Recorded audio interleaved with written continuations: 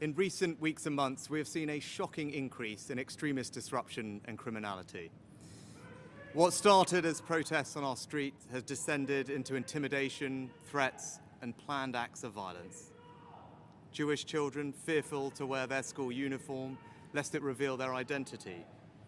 Muslim women abused in the street for the actions of a terrorist group they have no connection with. Now our democracy itself is a target. Council meetings and local events have been stormed. MPs do not feel safe in their homes. Long-standing parliamentary conventions have been upended because of safety concerns. And it is beyond alarming that last night the Rochdale by-election returned a candidate who dismisses the horror of what happened on October the 7th, who glorifies Hezbollah and is endorsed by Nick Griffin, the racist former leader of the BNP. I need to speak to you all this evening because this situation has gone on long enough and demands a response not just from government, but from all of us. Britain is a patriotic, liberal, democratic society with a proud past and a bright future. We're a reasonable country and a decent people. Our story is one of progress, of great achievements and enduring values. Immigrants who have come here have integrated and contributed. They have helped write the latest chapter in our island story. They have done this without being required to give up their identity.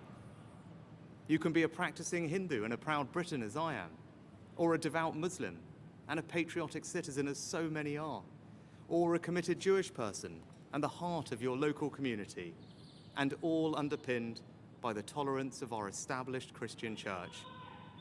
We are a country where we love our neighbours and we are building Britain together.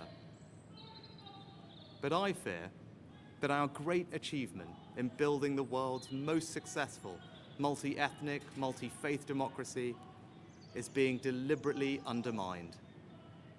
There are forces here at home trying to tear us apart.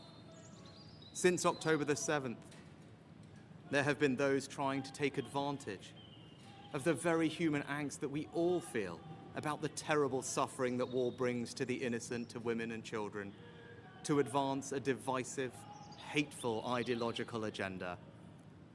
On too many occasions recently, our streets have been hijacked by small groups who are hostile to our values and have no respect for our democratic traditions. Membership of our society is contingent on some simple things: that you abide by the rule of law, and that change can only come through the peaceful democratic process. Threats of violence and intimidation are alien to our way of doing things. They must be resisted at all times.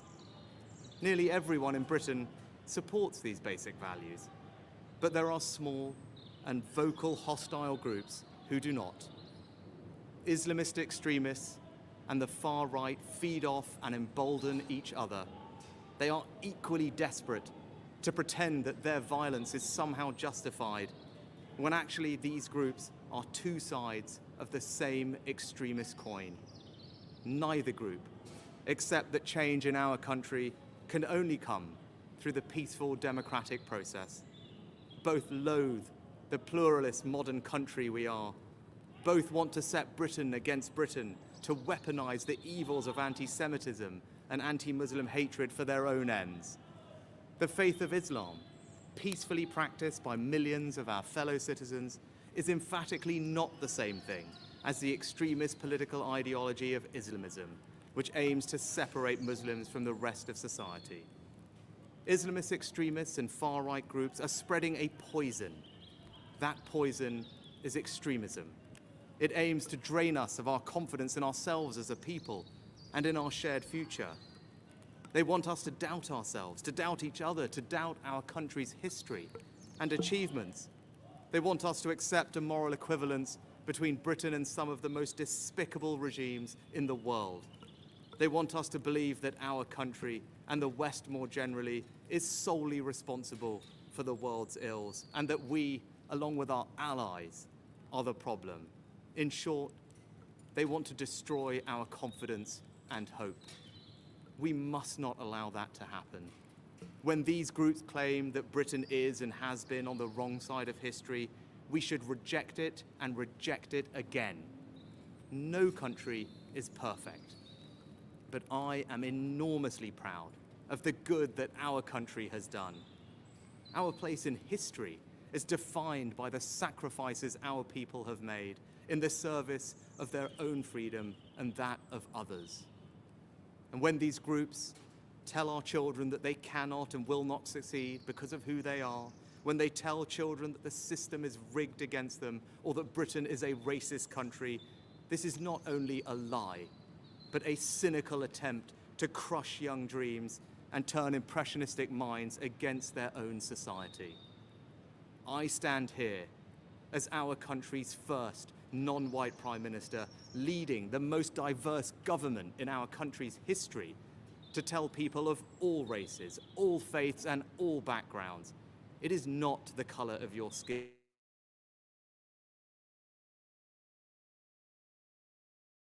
Your own hard work and endeavour. And we must be prepared to stand up for our shared values in all circumstances, no matter how difficult.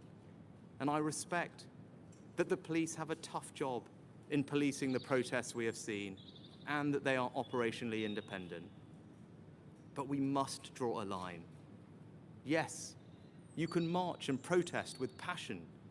You can demand the protection of civilian life. But no, you cannot call for violent jihad. There is no context in which it can be acceptable to beam anti-Semitic tropes onto Big Ben in the middle of a vote on Israel-Gaza. And there can be no cause that you can use to justify the support of a prescribed terrorist group like Hamas. And yes, you can freely criticize the actions of this government, or indeed any government. That is a fundamental democratic right. But no, you cannot use that as an excuse to call for the eradication of a state or any kind of hatred or anti-Semitism. This week, I've met with senior police officers and made clear it is the public's expectation that they will not merely manage these protests, but police them. And I say this to the police: we will back you when you take action. But if we are asking more of the police, we in government must also back up that call with action. To that end, this month the government will implement a new, robust framework for how it deals with this issue, to ensure that we are dealing with the root causes of this problem, and that no extremist organisations or individuals are being lent legitimacy by their actions and interactions with central government. You cannot be part of our civic life if your agenda is to tear it down. We will redouble our support for the PREVENT programme to stop young minds being poisoned by extremism. We will demand that universities stop extremist activity on campus. We will also act to prevent people entering this country whose aim is to undermine its values. The Home Secretary has instructed that if those here on visas choose to spew hate or protest or seek to intimidate people, we will remove their right to be here.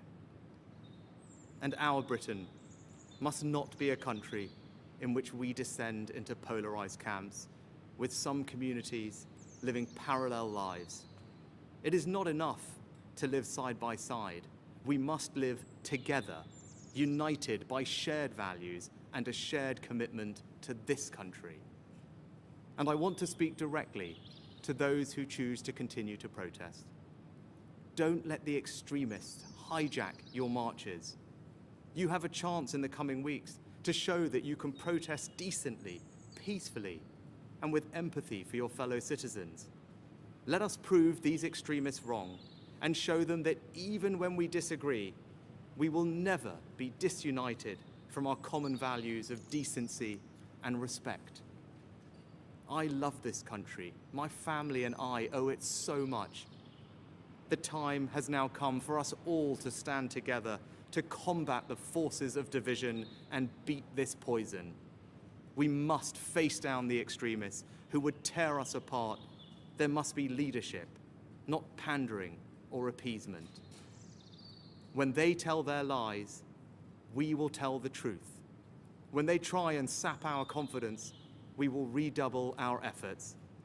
And when they try and make us doubt each other, we will dig deeper for that extra ounce of compassion and empathy that they want us to believe doesn't exist, but that I know does.